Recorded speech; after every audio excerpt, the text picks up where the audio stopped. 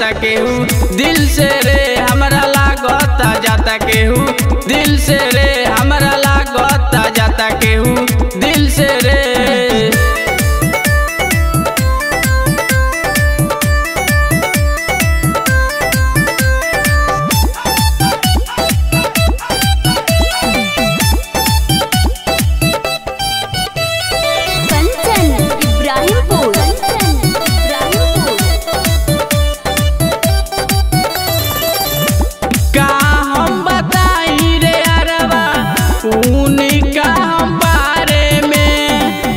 मिले रोज आवत रहली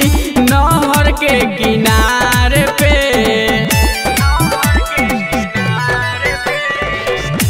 का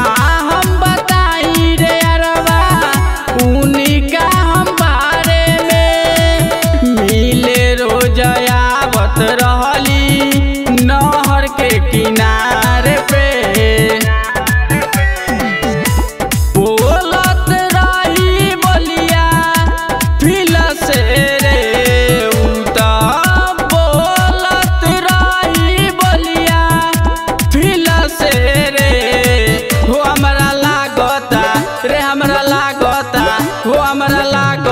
जाता केहू दिल से रे हमरा लागता जाता केहू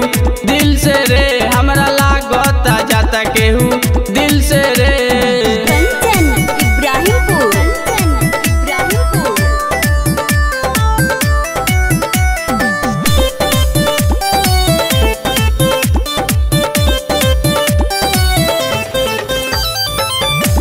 राइटर रंगीला बतिया कहतानी सही कि अजित गया से ओकरा बिना न रही कि राइटर रंगीला बतिया कहतानी सही अजित गया से ओकरा